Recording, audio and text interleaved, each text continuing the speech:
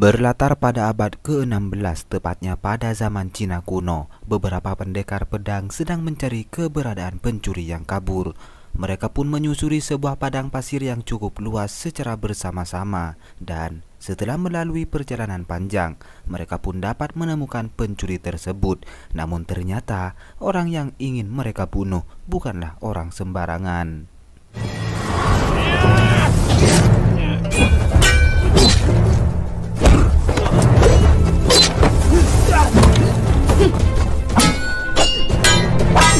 Meski orang tersebut telah dikeroyok, ia masih dapat bertahan. Merasa cara tersebut tak ada gunanya, salah satu pasukan yang bernama Dawei memerintahkan temannya untuk mundur, sehingga ia akan menghadapi pencuri tersebut dengan seorang diri.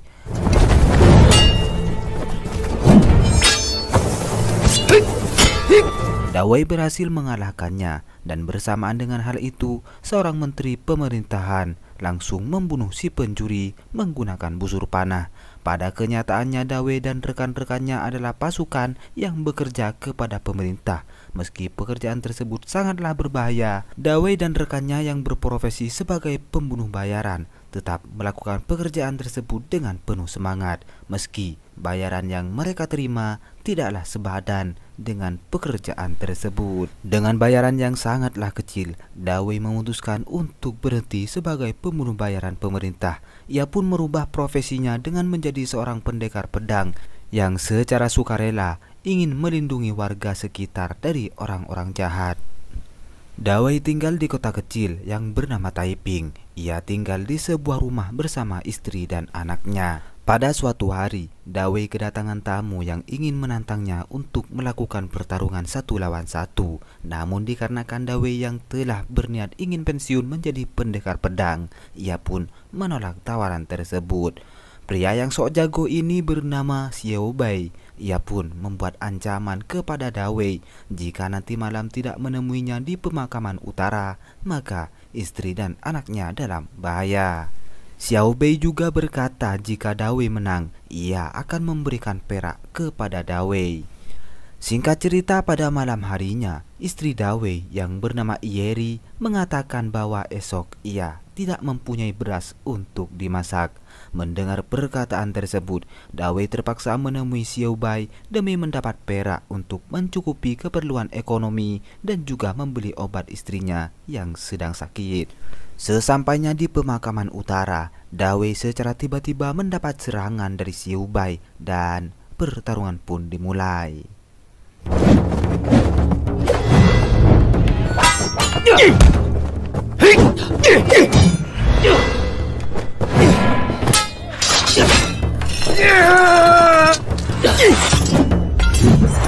Tak heran Dawei sebagai pendekar terhebat di kota Taiping dapat mengalahkan Xiao Bai dengan cukup mudah.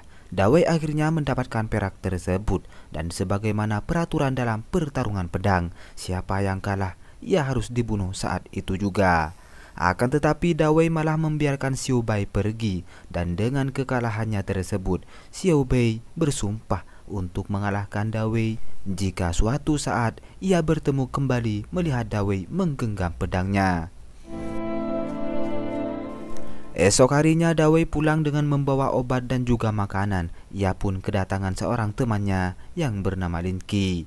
Tujuan Lin Qi datang ke sana hanyalah untuk mengajak Dawei melakukan pembunuhan terhadap pengusaha besi ilegal yang bernama Jin. Hal tersebut ia lakukan karena Jin telah melakukan pekerjaan ilegal, sehingga Lin Qi mempunyai rencana untuk membunuh Jin dengan dalih telah melakukan pekerjaan ilegal. Jika ia berhasil membunuh Jin, maka sesegera mungkin ia akan melaporkan hal tersebut kepada kepala hakim pengadilan pemerintah yang memang tidak suka warganya melakukan pekerjaan ilegal. Dikarenakan Dawei yang kini hidup miskin dan sangat membutuhkan biaya hidup, Dawei menyetujui tawaran tersebut.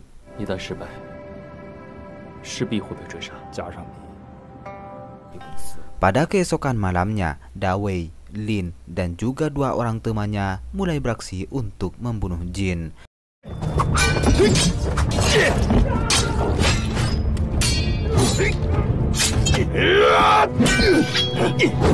Tak heran mereka berempat yang sama-sama memiliki kemampuan berpedang, Jin dan anak buahnya dapat dikalahkan dengan sangat mudah. 3 hari setelah peristiwa pembunuhan terhadap Jin, Dawei pun berniat untuk berhenti menjadi seorang pendekar pedang. Dengan demikian, Dawei pun mengubur pedangnya beserta 2 kantong emas yang ia dapatkan sebelumnya. Di sisi lain, Lin Qi melaporkan pekerjaannya yang telah berhasil membunuh seorang pengusaha ilegal. Mendengar laporan tersebut, kepala hakim cukup senang. Namun yang menjadi masalah, Lin Qi dan ketiga temannya juga turut membunuh istri dan juga anak Jin. Kepala hakim akhirnya sangat marah dan untuk memanipulasi keadaan, Lin Qi pun mengkambing hitamkan Dawei yang telah menjadi pelaku atas pembunuhan keluarga Jin. Dengan demikian, hakim memerintahkan beberapa aparat keamanan agar segera menangkap Dawei untuk mempertanggungjawabkan kesalahannya tersebut. Pada malam harinya, Lin Qi menyewa seorang pembunuh bayaran yang tak lain ia sendiri adalah Xiao Bai. Lin Qi membuat perintah agar Xiao Bai dapat segera membunuh Dawei dengan gaji yang lumayan besar. Xiao Bai pun menyetujuinya.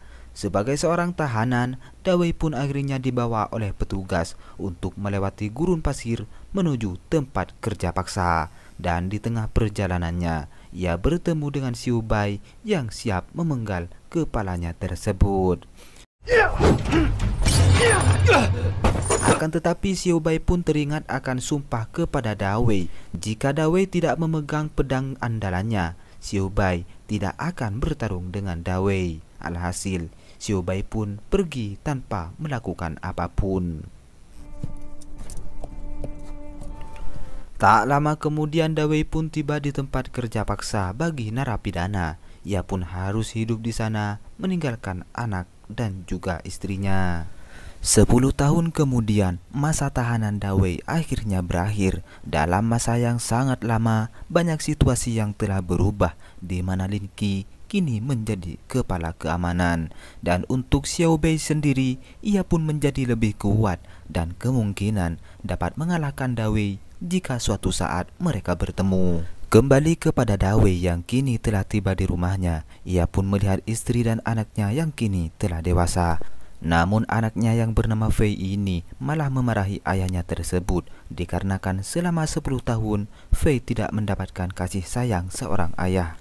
Di tempat berbeda, Jin menyewa Xiao Bai untuk membunuh Dawei dan rekan-rekannya yang ternyata 10 tahun yang lalu Jin masih selamat ketika tragedi pembunuhan terhadap dirinya. Jin berniat ingin balas dendam atas kematian istri dan juga anaknya. Maka dari itu, ia menyewa Xiao Bai yang kini memiliki kemampuan yang sangat hebat untuk melawan Dawei. Pada keesokan harinya, ketika Dawei ingin membeli makanan, ia pun bertemu dengan Lin Qi. Sampai saat ini, Dawei masih belum mengetahui bahwa Lin Qi telah mengkhianatinya, yang mengakibatkan ia menjadi tahanan. Lin Qi memberitahukan jika saat ini mereka dalam bahaya, di mana Jin yang dulunya dipastikan tewas ternyata masih dalam keadaan hidup. Mendengar hal tersebut, Dawei tidak mengkhawatirkannya, dikarenakan dalam waktu dekat Dawei akan keluar dari kota tersebut bersama istri dan juga anaknya.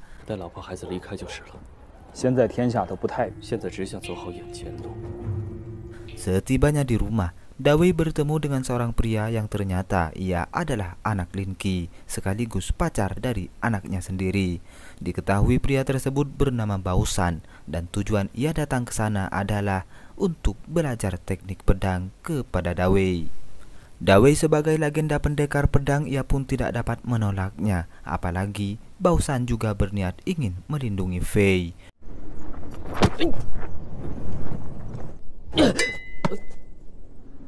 Di sisi lain, kedua teman Dawei berhasil dibunuh oleh Jin dan kali ini tersisalah Dawei dan Lin Qi yang masih menjadi buronan mereka demi menuntaskan balas dendam. Mendengar kematian kedua rekannya tersebut, Dawei pun berniat untuk kembali menghunuskan pedangnya dan kali ini Dawei harus mengakhiri semua yang telah ia perbuat. Untuk keamanan anaknya, Dawei memerintahkan Fei agar pergi terlebih dahulu dari kota tersebut. Dawei pun meminta Lin Qi dan Bao Shan untuk menjaga Fei. Sementara untuk istrinya sendiri, ia akan menemani Dawei sebelum mengakhiri masalah tersebut. Dawei kemudian mengambil pedangnya yang telah terkubur selama 10 tahun dan tak lama berselang, Dawei pergi ke pusat kota untuk menyambut kedatangan jin. Di lain tempat, Bao Shan tampak khawatir dengan keadaan Dawei sehingga ia memutuskan untuk kembali. Merespon hal itu, Lin Qi pun tak ada pilihan lain yang mana ia juga kembali ke kota untuk membantu Dawei. Untuk Fei sendiri, ia terus melanjutkan perjalanan bersama seorang pengawal Lin Qi. Sesampainya di kota, tampaknya Dawei telah bersiap untuk menghadapi jin dan anak buahnya. Dengan bantuan dari Bao Shan, sebuah pertarungan pun akhirnya terjadi.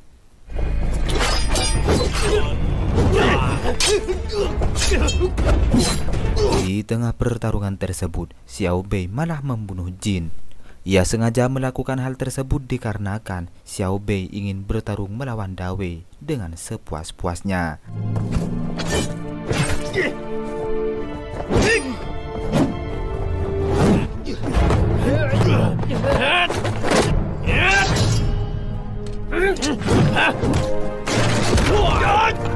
Tak hanya itu, Xiao Bei juga berhasil membunuh Lin Qi dan juga anaknya, yaitu Bao Shan.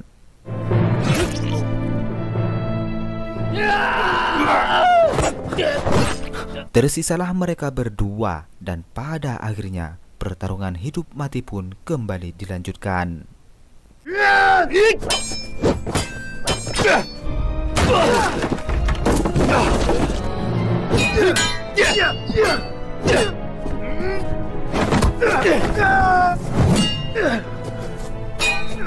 Terlihat kemampuan Xiao Bei dapat mengimbangi Dawei, namun pada akhirnya Xiao Bei pun dapat dikalahkan akibat sayatan pedang tepat di lehernya.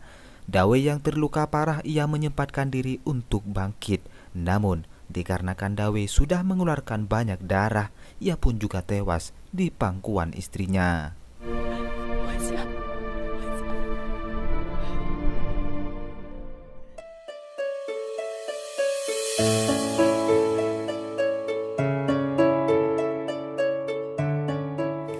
Oke semua, jika ada kesalahan dalam film ini, saya meminta maaf sebesar-besarnya. Dan khusus untuk kalian yang belum subscribe, silahkan subscribe terlebih dahulu. Aktifkan lonceng notifikasinya agar kalian tidak ketinggalan alur cerita film selanjutnya.